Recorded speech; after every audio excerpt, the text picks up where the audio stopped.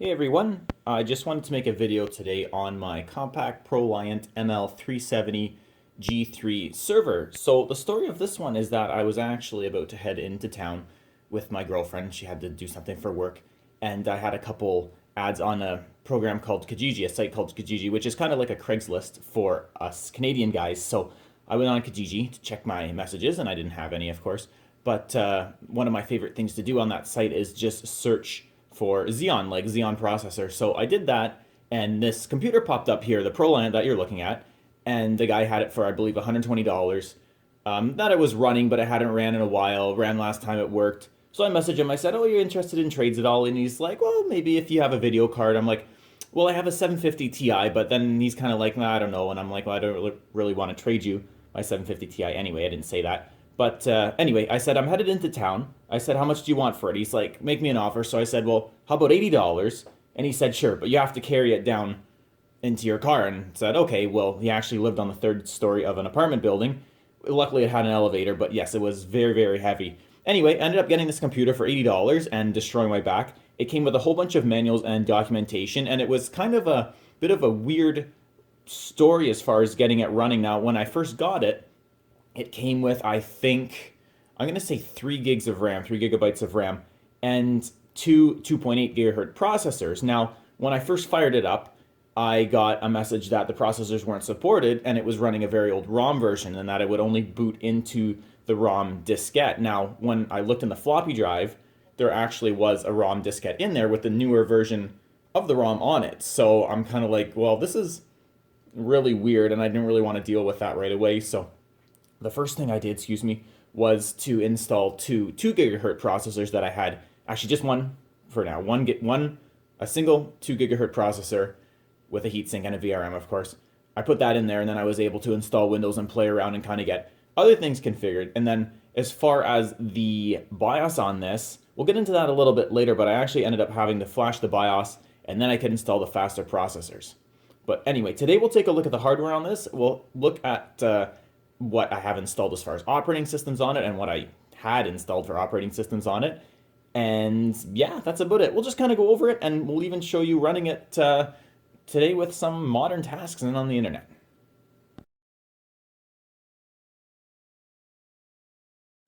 So first I wanted to show you guys what the server came with. Now, first thing we have here, before I get started, actually, I wanted to say that some of the documents that came with this server were making me really confused because they were actually for a Proliant 1600 tower server, which is not this server. This is an ML530, so I don't know why they were in there.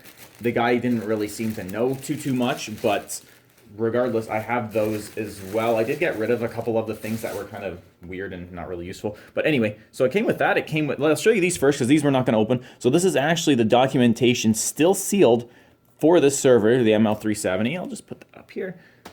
Take a look at that. And then this is actually the original Smart Array book, again, still sealed with, I believe, the driver. Oh no, that's not in there. That's in there. But the book and manual still sealed for the Smart Array. Now, as far as these, we'll move this guy over here. This is the server setup and management box here. I'll put it so you can actually see. And when we open this up, we get a nice little thing, the quick and easy way. Now, all of you guys who have used Smart Start before, I'm familiar with this.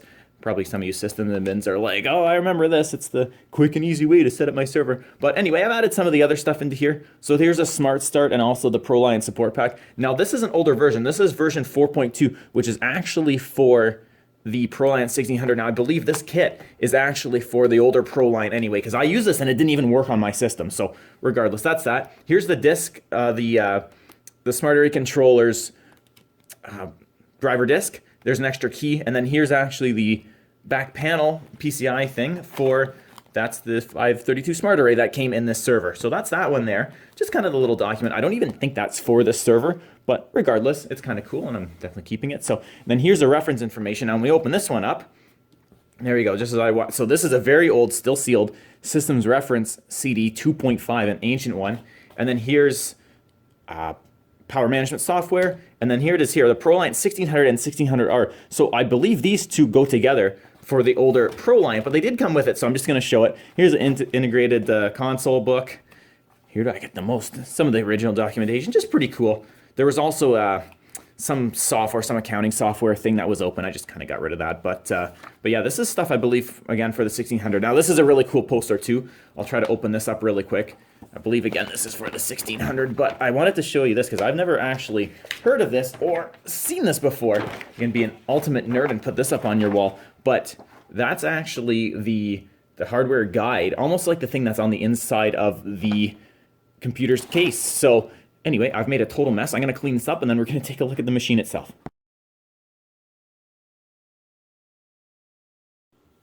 All right, so now that I've cleaned up my mess there, we're going to take a look at the machine, actually what it has as far as hardware. So you'll notice on the front there is the power button, which I'm coming around here. I'm going to point to it for you. This button here is the machine that's actually currently plugged in, and it's on standby mode. So on the front panel light, we have 5 lights there. First one is UID, which will light up. That, I believe, is called Unit Identifier, which will light up blue when it's triggered from a console or even a switch right on the system. The next one is the Internal Health LED, which will light up either green if it's good, or red, or yellow. Yellow is kind of a caution. That's if one of the RAM has failed. Something that's redundant has failed that isn't severe. And then red is actually if there's a hardware fault that the machine has shut down.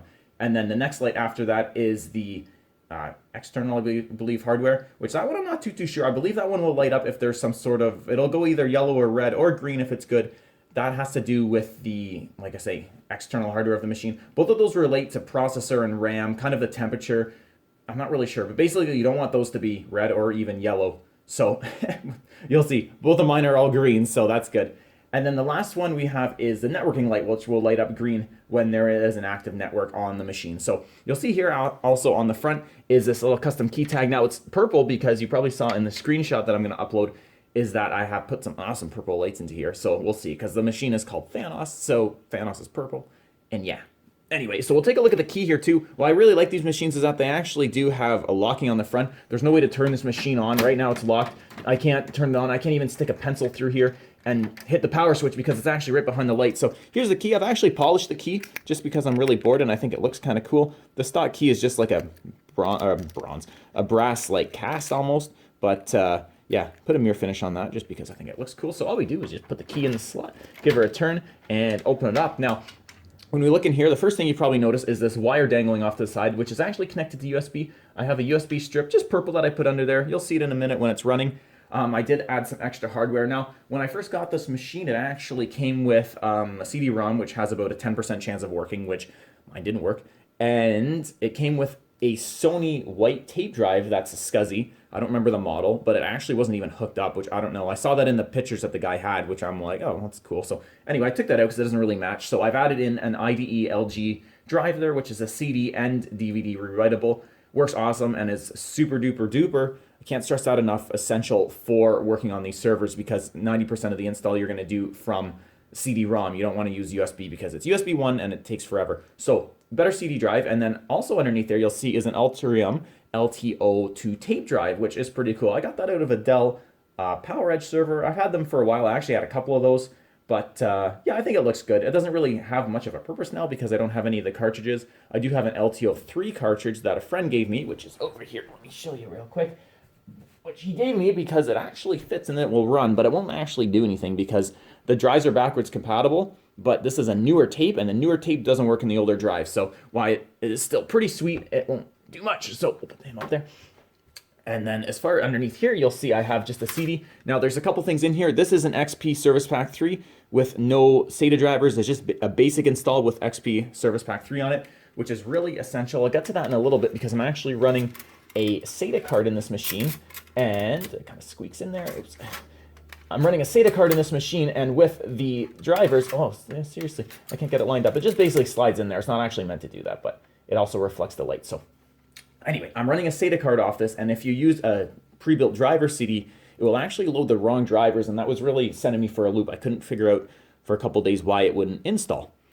Anyway, and the last thing you'll notice with this on the front here is that we actually have 6 drive SCSI Ultra 3 drive caddies. Now, when I first got this machine, it came with 3, I believe, Maxtor Atlas 18 gig drives, which were, I think, only 7,200 RPM. Not very good. One of them was actually dead, but 2 of them did work, so I did put them out in the garage just for backups because those drives are becoming pretty hard to find nowadays. I don't suggest running your operating system off that unless completely necessary. But anyway, like I say, there is 3 caddies. So we have, I believe, you know what, let's open it up. I believe I have a Seagate sheet. Oh no, this is the Compaq. This is a really cool drive. I'll show this so it's on the video. This is out of an old ML570 that I had. Good, as you can see on there. It's an 18 gig, 15,000K drive. It looks really, really cool. I really like those drives. I'll probably fail trying to shove it back in here now. Oh no, actually put the screws in. And then we have, I believe, a Seagate Cheetah 10,000 RPM drive, which again, good, very nice drive. These are probably the best ones that you can use. I just have them kicking out in here. You'll just see a little bit of rust on the bottom of the server. It did have a bit of surface rust, and then the rest are empty. However, the last one we actually have, conveniently, the driver disk for our SATA card built in, so I don't forget where it is. But that's that. And you'll also see one more thing. That's the UID button I was telling you about earlier. You see I press it there. If you can see that it's actually gone blue now. Hopefully you can see that. And then we have our power switch, which I'm not going to press yet. We'll keep that on. We'll lock it back up.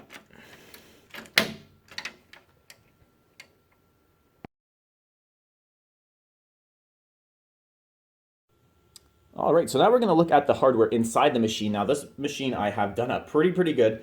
So I'm going to go through everything on there now so you guys can see. So the first step to open, you might get to see me in this video a little bit, is we have to open up our door on the side. I'm also going to move this because it's going to fall off. Now, I'm probably going to fail at this pretty good, but it's actually kind of hard to open this. Usually what you do is you just press this here and slide it open, but for some reason, this panel, oh, there we go. This panel likes to get stuck. I did do a little bit of sheet metal work on it to make it fit a bit better, but that whole panel slides open.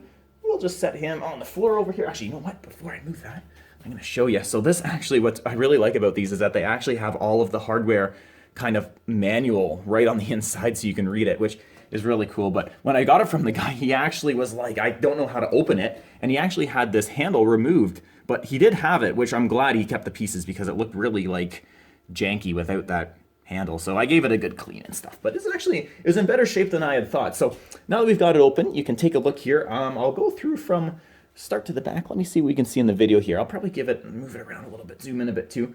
But yeah, let's do that. I'm just going to zoom in here for you. Woo, too much. All right, there we go. So we can basically see everything now. So we'll start from the front to the back. So I showed you the drives already. The first thing you'll see right here is actually a 50 gig IBM Stack SSD. Now this is actually a very old SSD. That's a SATA 1.5 SSD. It does give super duper fast transfers. However, it is only 50 gigabytes.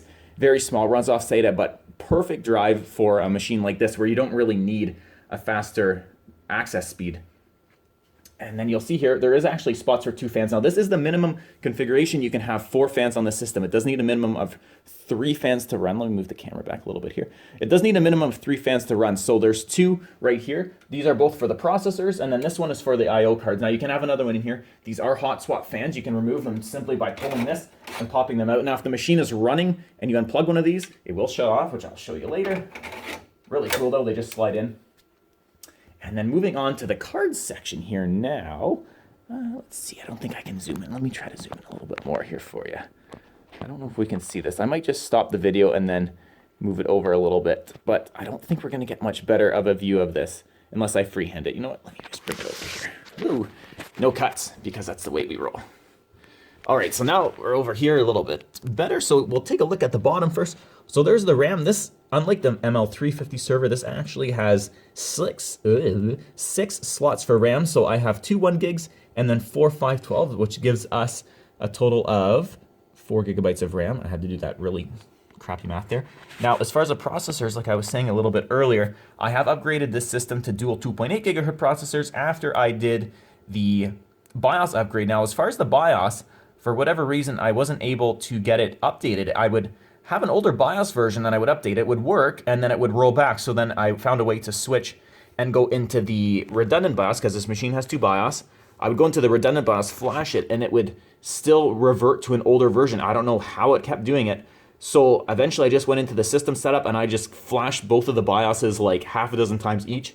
And then it's stuck ever since. And another thing before I forget, I actually had to buy a battery for this, which it isn't a CR2032 normal cell. It's actually like a 2025N or something, really 2450N, but it's a really weird battery. And I actually had to order it from a guy in DC who sent me free Hoggy cards. So if for some reason you see this video, shout out to you. That was pretty cool. But yeah, anyway, so now we'll go through the I/O cards. That's kind of the last part of the inside. This isn't like my Proliant 7000. This is a pretty simple system. So we'll start at the bottom first. So first thing you see there is just a 4+1 port USB card that runs on the PCI. Now this system is 6. Actually, before we go through the cards, I'll just show you that really quick. So this system has 6 PCI X slots, no PCI Express or PCI. They're all PCI X, and this system also has 2 versions of the motherboard. Now there's a 400 frontside bus version, which is mine, so the 2.8 gigahertz is the fastest processor you can get. And there's also a version with a 533 frontside bus, which supports up to a 3.2 gigahertz processor, which unfortunately this one doesn't have, but that's okay, because this is actually a socket 603 system, and all the newer ones are 604, so it's kind of a niche one. But back to the cards now. We have that USB 4+1 card, which is essential for these systems.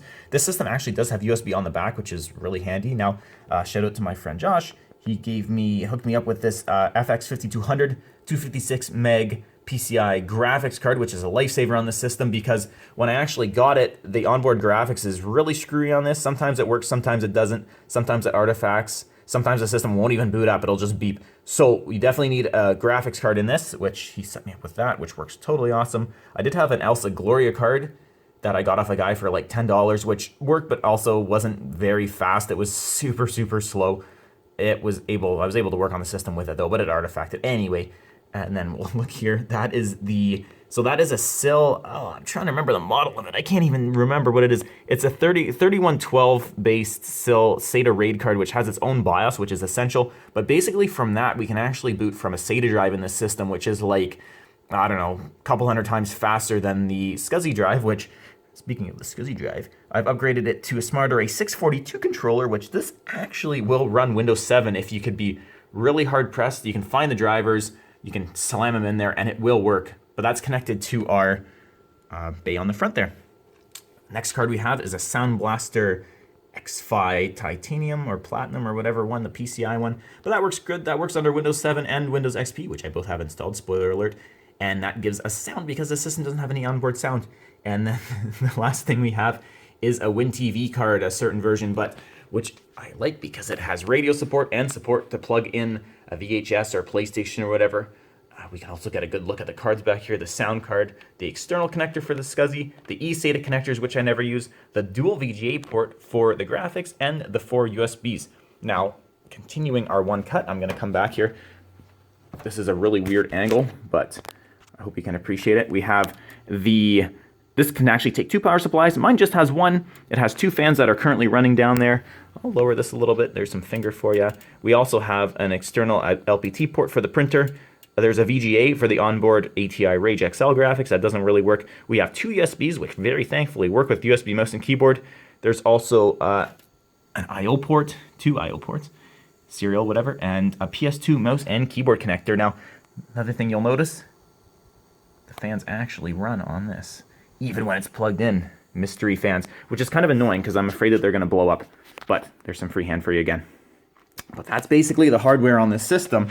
Now we're going to fire it up for you and just show you what it can do.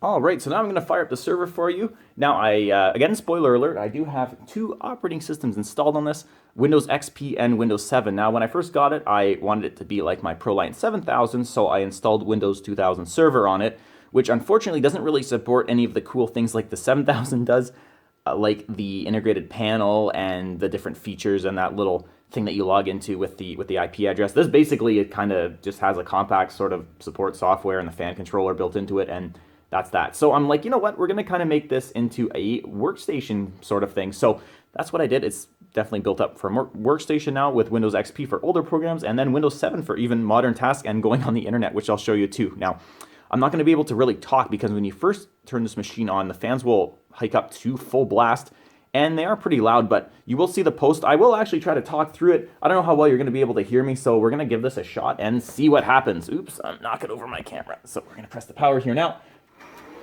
There we go. You'll see that the hardware light I was talking about earlier, they're loud. There's our fans. Now our fans are going to run at full pop here right now, so I'm not going to talk too much. I will explain what's going on. That's the post screen for our video BIOS there. And our splash screen. which actually changes when you upgrade the BIOS as well, from the red Compaq to the white Proliant screen. A little bit of tidbit of information for you. There's just counted our RAM, our 4 gigs, our 2 processors. There's an error I get with the battery. I don't know why, because it's a new battery. That pops up. It does say the settings may change, however, none of the settings actually do change. I don't know why that shows up. It only shows up if the server's been unplugged for more than a day. I don't really know why. Nothing actually changes. You'll see it boot up. There's our SATA card detecting our SSD. That's a SIL 3512A actually. And there's our smart array. I have both of those 2 drives I showed you earlier are actually installed as their own drives, 2 logical drives there.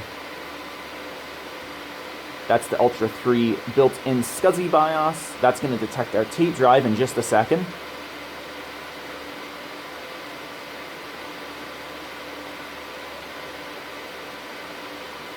There's our tape drive, the Ultrium TD2.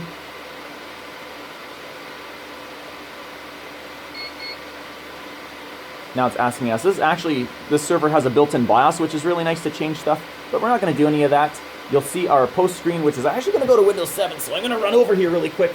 We're going to do Windows XP for this, so just press up and hit enter. So you'll see now when it boots into Windows XP, let me block that reflection there. You can see me, hello. You can see when it's loading Windows in about 2 seconds here, the Compaq software is going to kick in, and it's actually going to lower down these fans, which is a total lifesaver. There you go. So now you can see that the Compaq, I believe that is like a Compaq management agent, but that will load, and as you just noticed, it turns the fan right down. So there you go. Now we're booted into Windows XP. You can see with that SSD, the boot up speed is actually pretty quick for this. Definitely nothing to complain about. So I'm going to stop the video and I'll give you a quick tour in Windows XP. Alright, so we're on our Windows XP desktop here now. I'll give you a quick little look around in this. We'll start with the system.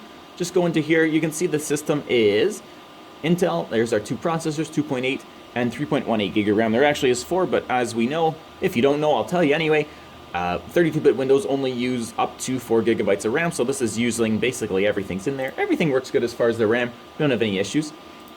Go into the device manager. I'll show you really quick. Computer's name is Thanos, as we know. There's our 2 SCSI drives, and there's the IBM Stack SSD there. There's our NVIDIA FX 5200 graphics adapter, my LG drive, floppy disk, controllers, whatever, blah, blah, blah, blah, blah. It doesn't actually show up. There's our Compaq integrated lights out.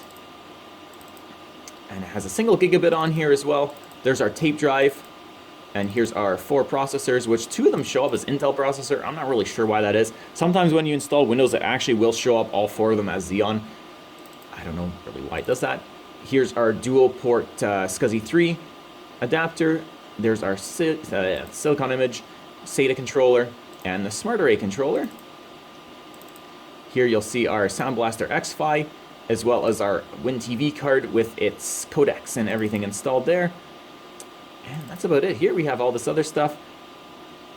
Everything's installed. Everything works good on this. Now, I did have an issue as far as the floppy disk, or sorry, the IDE controller. When I first installed Windows on this, it was giving me an error that there was a conflict on that. Now, I don't know why. I wasn't able to fix it. I just reinstalled Windows and it went away, so that was pretty cool. Now, as far as what's installed on this, I do use the Compaq, I'm trying to remember what it's called. What's the name of it there?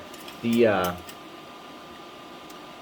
I'm drawing a blank here. The Compaq, the smart, yeah, that's what it is. The Smart Start software. Jeez, I'm having a stroke. The Compaq Smart Start software will work on this. Now, as far as what version I use, I believe this system supports up to version 7.7. Now, I did have the 5.5 that I wanted to use from my older Proliant 7000, which will work on this. It will install the fan controller. It will be quiet, as we can tell, and everything works okay. I did also install the 7.7 as well. There's not really much of a difference. It just basically kind of rebrands a bunch of the stuff to HP instead of Compaq, which I don't like. I'm not really an HP guy. But as far as what actually gets installed on here, there's not too much. We have the Compaq agents, as you can see here. If we go into our programs, you have that's the README. But that's it. Here's the integrated, like I say, you get these features, but they don't do anything. Like you have the integrated management utility, the power supply, and the power down viewer, the power down manager and the power supply viewer. But just for fun, if we click on one of this, you'll see it connect. Now, if you've watched my Proliant 7000 video, you'll see all this stuff does cool things, but on this server, we really don't have a whole lot of anything. Yeah, this machine does not have integrated management display. It doesn't have much. It's basically just a big tank that runs server. This is a 3D creator. I got to show you that screensaver because it's hilarious that I made. But yeah, we also have the WinTV programs, and that's really about it. Our creative audio console and stuff. You can see here's my sound. So like I say, everything does work really good on this. I will show you really quick, actually, the screensaver that I've made. A Mogoose. But yeah, you see it. When I was originally running the Rage XL, I would get a whole like 2 frames per second on this. But now with the upgraded graphics, I get a full 60 frames per second on my screensaver that I made, which is actually just a floating 3D rendered teapot. But regardless, this machine has a really good 3D card in it, so for Windows XP, this should be more than adequate for doing weird stuff like this. I mean, this machine was built in, I think, 2001 or 2 or something, so, I mean, for a machine that's, like, over 20 years old now, it does pretty good. I'm not going to complain, especially with that SSD. You can see just going in here how quick stuff loads. It's very quick. So that being said, you can see I have these are both the SSD, the Thanos XP and the Thanos Windows 7. Those are both on the SSD. This is, like I say, this, wow, it's a total size of 8 GB partition, and then this one is about a 40 gig partition. We also have our 2 18 gig SCSIs there. Both of them are separate. You'll see the floppy and also the DVD drive. And that's really about it for this guy. We don't really have too much else to really show you. So one thing I am going to show you, however, is earlier I was mentioning about those hot plug fans, how they shut shit down, excuse my language. So I'm going to unplug the fan, bam, right there, and you'll see something on the screen. This system is shutting down. Please save all work in progress and log off with the yellow bar at the bottom. Oh no, Compaq system shutdown service. System is too hot or has lost cooling. Oh crap, better call IT. Let's plug that fan back in. Let's plug that, there we go. All right, and then our system cooling has been restored. Thankfully, we didn't shut down and lose all of our zero work. So we're gonna shut it down the old-fashioned way here now. And I'm gonna show you the second install, Windows 7. Be right back.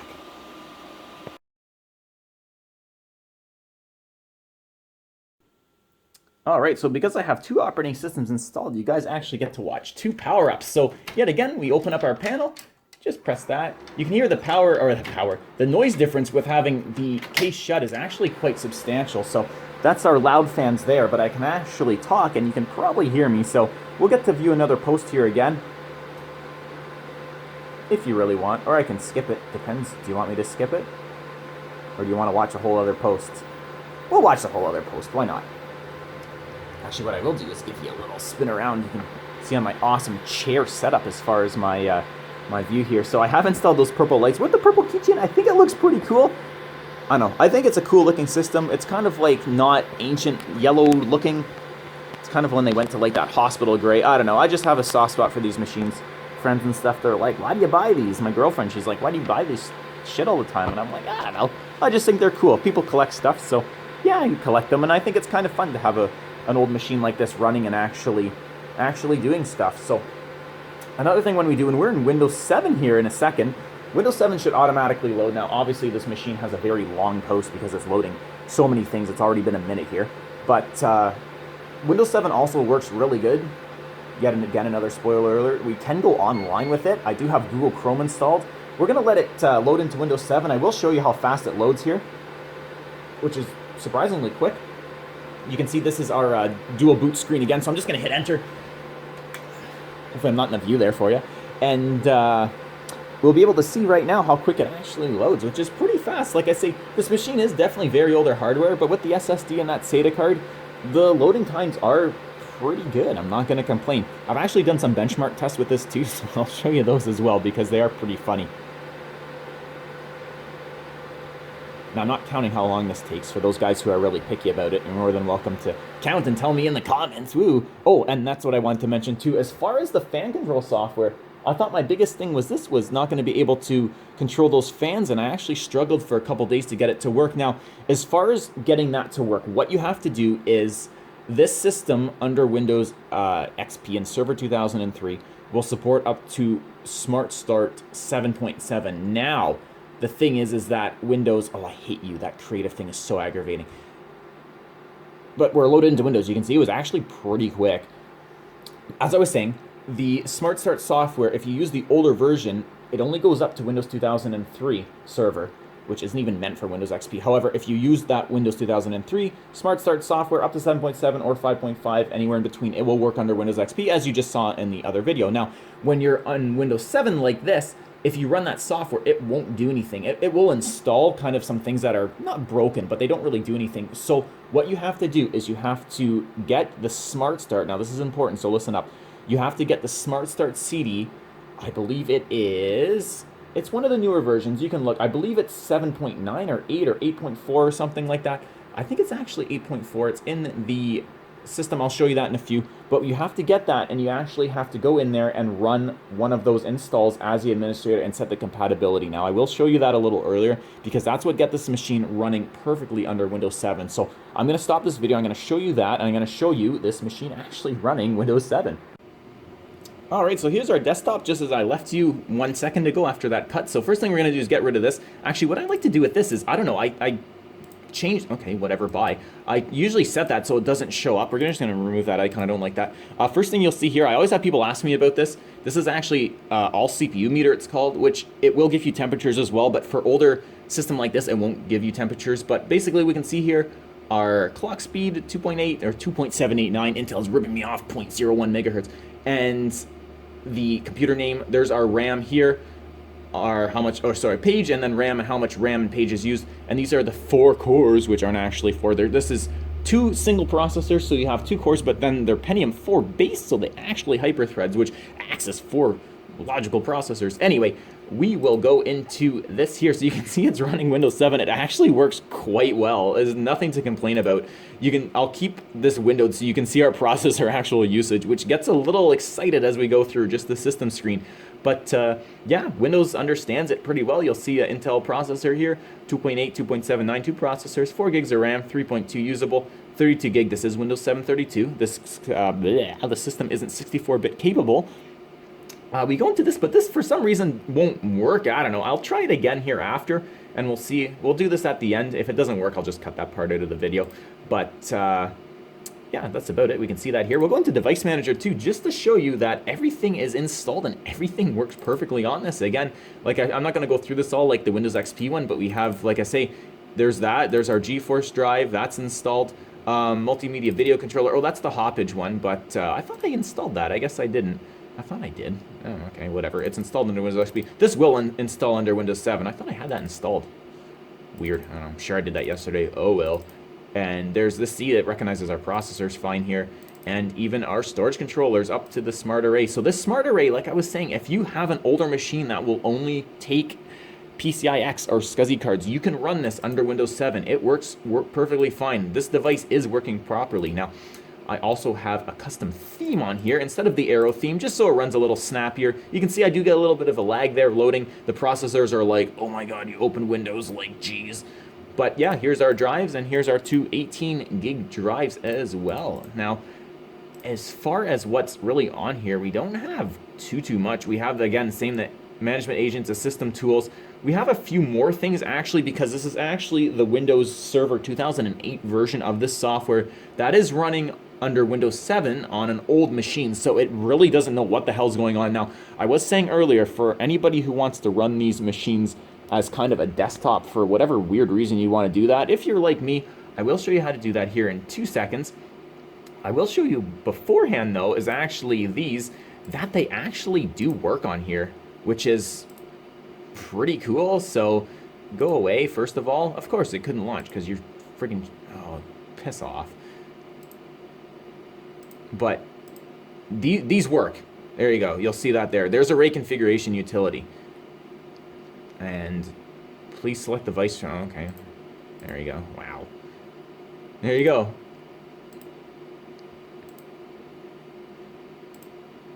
And there's our logical drive. So this works, and it is web-based, which I don't like these because they're web-based instead of the program. I don't know why it does that. I guess so you can access it through the remote console, but I don't know. Especially with the older Windows Explorer, whatever it is. Or Internet Explorer, I mean. I just don't really like these very much. They're not like the old one where they're really fun or exciting to use. They just don't work too well. I don't know if anybody has a recommendation for like a different browser or whatever to get that working, but yeah, like I say, we have a few things on here. The lights out. I haven't really played with this too much, but we do get more features with this under the Windows 2000 version than under the older versions that are actually meant for the server, which is pretty cool, but also weird. We'll go into here now. These are just kind of my files, but what I do actually have is a screenshot from this machine running passmark tests. So here's the passmark test for the system. This is a complete result with all text executed. Now we got a just absolutely screaming 28.9 passmark score. Now this is the older version 9. I do have the newer versions of this which will run, but they don't do anything. They don't work right, and I can't upload my score. So this software has always been a buggy piece of garbage, but I do like it because at least I can give myself a kind of a benchmark. Like I know, you know, as far as the 775 quads, when they're overclocked, around 6,000 is a really good score. Basically anything 5,000 to 6,000 on those is, you know, an overclocked Core 2 quad or a Xeon quad on the 775 platform. Dual core will get around 3,000, hence half, you know, at an overclock speed. But as far as this, we get an absolutely bonkers 527, which is basically, again, my math is crappy. I just said basically an overclock Core 2 Duo will get 3,000. So you do the math, and this is two processors too. Our 2D graphics marks gets a 121. Our 3D graphics mark actually shows up on the scale, gets a 2.5. Our memory mark gets a 175, and our amazingly fast SSD, keeping the system alive, gets a 591, which are just abysmal scores. But as far as actually the usability of this, it's not bad. This system is pretty good. Now, I'm going to show you that in a second right here now. You'll notice that we don't have any Ethernet connection, which is no problem. If you have a computer, say a laptop sharing an Ethernet, that's no big deal. But what we actually have here, just for ultimate 2021 usability, is a USB Wi-Fi adapter. So I'm going to plug that around here in the back now. It's going in the back of the computer, in the USB port. And we are going to go online with this computer right now, and I'm going to show you how awesome it works. So I plugged it in there. And, oh, look at that. The driver isn't installed because you dumbass, I forgot to actually get that driver. I'm going to stop the video. Bear with me. I got to install that. So we got that software installed there now. And before I forget, I wanted to show you guys how you can get this machine running, and probably other Proliant machines running, with actual software that's meant for it. So right here I have a Smart Start version 800. So what we're going to do is we're going to open this, and bear with me here while I find this file, but I believe it's under this whatever Compaq, and then CSP, and then NT, and then yeah. So see these here. What we have to do is we have to scroll down. Now I don't remember which one offhand this actually is. It's one of these. See how we have these setups. Now if we run these under just basically Windows 7, they're not going to work. So we're going to go in here. We'll see under compatibility. Yeah, so see what I've done here. So run this program in compatibility mode for Windows Server 2003 Service Pack 1, and then run this program as an administrator, which we actually can set it. This, I believe, should run. Let's just give this a shot here and see. You can set this for Server 03. Oh, no, this isn't the, no, this isn't the right one. We're going to close this. Sorry. I believe it's this one. Let's take a look at this here. It's one of these. I'm trying to remember offhand. So this one, the same thing. I set this as admin, and I've also set it to run as Windows 03 Server. So we'll give this a shot here. It's one of these. They do work, as you can see. Yeah, so here we go. So this is actually loading. If you run this just under Windows 7 without admin, it won't do anything. I'm getting a shadow there. I don't really like that shadow. I can block it with my body. Kind of. There we go. Okay, so you can actually see it now. But you see this is loading here. And you'll see that it actually detects basically everything on here. So you'll see here we have two different versions of this to install. We have the version for Windows Server 08, and we also have the Server 03. So we're actually select this one here, and then we can change this. We can hit OK. It's going to go through. It's going to show us, and then it's going to check for everything installed. So it shows that everything's installed here. Basically, everything that we have works. These are all installed, so you can see not needed. Everything worked. The only thing I don't have working on this is the management agents, which I believe... I don't even guess I don't even really need them. I mean, it doesn't really work, but that's how you get this to work. All you do is you select these if you don't have them installed, which I do. I'm not going to show you. But if you have all these selected, you just select them all. It'll go to OK. You will have to unselect this one because it doesn't work. And then your install button will be all set to go, and you can click it. And that's how you get that to run under Windows 7. It's actually pretty easy. OK, you can go away now. OK, apparently we don't close. We'll have to click this exit button. Ooh, please wait while it shuts down. Okay. So another thing I wanted to show you too is we're actually going to go in here. Now this is a USB drive that's just plugged into the USB card on the back. So I'm going to copy over this movie Anchorman, one of my favorites, and we'll show you the transfer speed on this. It's a 750 meg file.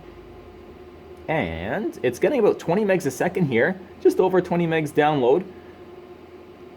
About 30 seconds to copy this file, which isn't too bad considering, like I say, how old of a system it is. I'm just going to adjust my camera here a little bit, make it a little more straight. Oh my gosh, come on. Look how dirty that screen is. Oh my god. When the sun comes in here, it just everything reflects and it just looks like a mess. But, oh, you can see me again. Hello. That screen is dirty. And why does it never focus? Jeez.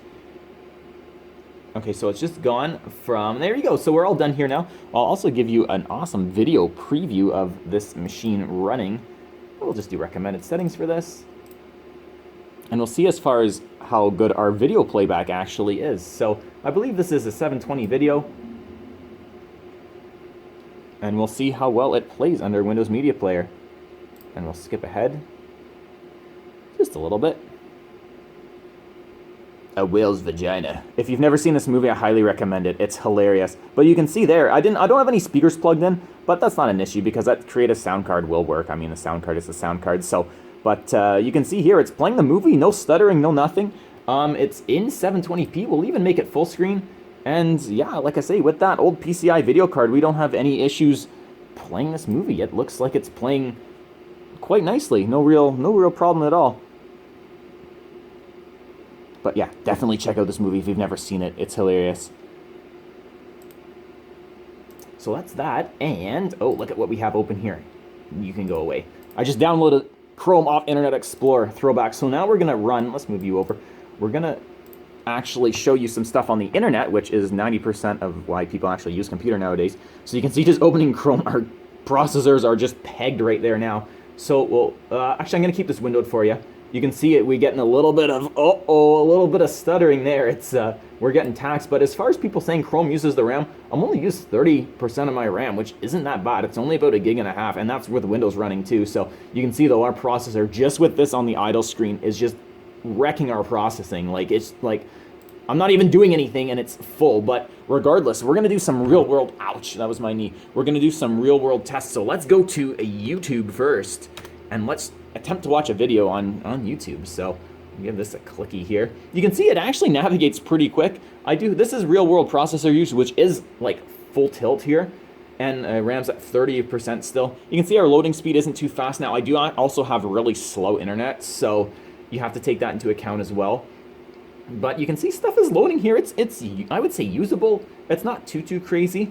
Let's see what's recommended here. Of course, stuff for COVID, that never goes away. Top 3 police interceptor of London, GTA 5 mod. I'm probably going to get sued for using somebody else's content. We'll shout out to whatever this guy is. Oh, of course, you know, my favorite is YouTube. That ad, by the time it buffered, it was already over. I guess it was for some sort of a Porsche. There you go. So, oh, look at that, another one. What's this ad for? Perfectionists, wanted. Is that World of Tanks? Go away. That game sucks. World of Tanks is awful. But anyway, here's this video playing here now. We have it in, let's see what our settings are. Whoa, 240p. Not quite as nice as our video that we just played there, but it looks like this video is loading okay. You can see we've loaded about, it's a 45-minute video. Oh no, it's only down here. We've loaded like 30 seconds of it. I thought we loaded like half. But yeah, it's running okay. Our processor is about, I don't know, about 100%, 90%. It really jumps all over, but what we'll do is we'll actually set this. Oh, it's cycled up to 360p now. Let's put this in 720p 60 frames. I highly doubt we're gonna get 60 frames, especially over my internet, but we will see. Our processor now is at full use, 100%.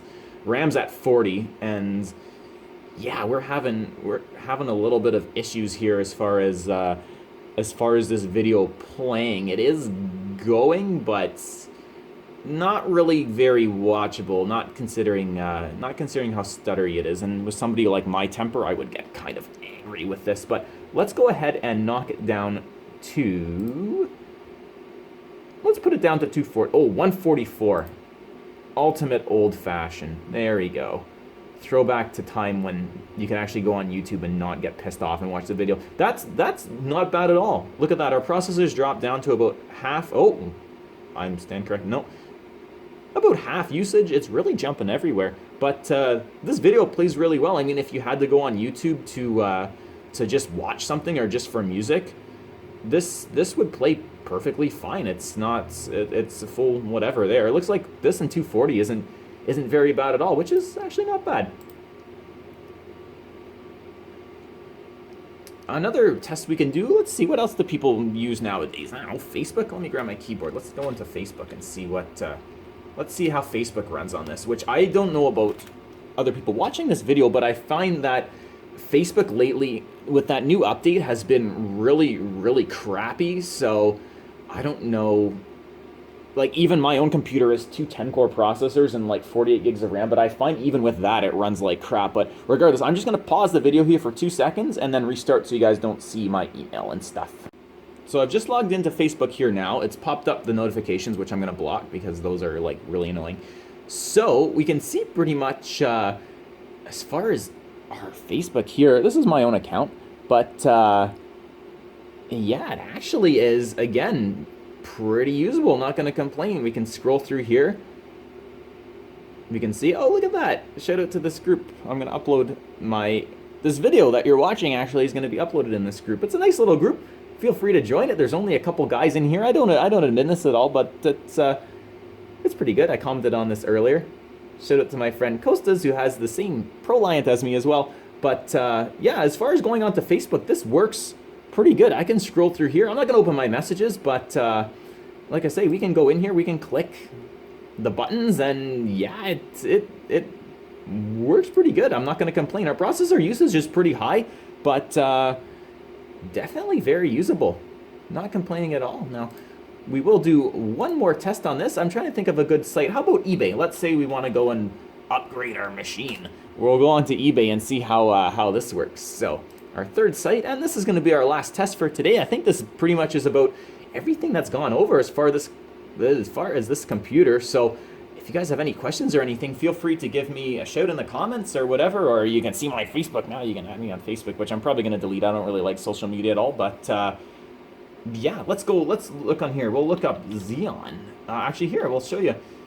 I wonder if these actually work in this system. I'm not too sure, because they are a Xeon MP processor, but oh, look at that, it's not going to show up. Basically, there's a 4 meg Gallatin Xeon processor that is socket 603 that I kind of think would work in this, but I'm not sure. But regardless, I don't like eBay for search. It doesn't really seem to work too well. But as far as this, we can scroll through these and, again, don't really have too many issues. Let's see. Look at this. Here's a story for you. 45650s. When I bought these few years ago, I paid $100 for 2 of these. Now there's 4 of the damn things for $25 American. That's just crazy. That's crazy. But we can, oh, that's a little shaky there. That's also a pretty high res picture. But like I say, we can look through this, and yeah, not that I'm gonna do it, but I could buy an item on here probably without many issues at all. Our processors are pretty high as far as the usage, but yeah, this works pretty good. So as far as that, I would say this is a usable system. It works good with Windows 7. It works good with Windows XP for older gaming. Definitely need a graphics card upgrade in there because the onboard graphic is borderline garbage. Actually, this system, it is garbage. It doesn't even work at Artifacts. But yeah, works good. And like I say, you can even install the Compaq drivers. And I'm not going to open the case again to show you guys. But if you unplug the fan in Windows 7, it actually gives you that same air that we saw in Windows XP, which this one, it looks a bit different because it's a different operating system. But yeah, it'll basically shut down the system after a minute with the thermal shutdown. So like I say, the system works good. I like it. And for what I paid, it's pretty cool. It's nice to have in my collection. So if you guys have any questions or anything, feel free to leave a comment or a like. Or like I say, I'm not going to interrogate you here to subscribe or whatever. I don't really like YouTube. I'm not a fan of the platform. I feel it just promotes like a bunch of other stuff, and I don't know, people make videos and like mine, they never really see the light of day, but I like to document it. You know, I made a couple new friends, and yeah, it's kind of fun. I enjoy playing with these old servers and stuff. So that being said, I hope you guys enjoyed the video, and stay safe with the COVID. Hopefully that's over soon. We can have our lives back, and have a great day. Bye for now.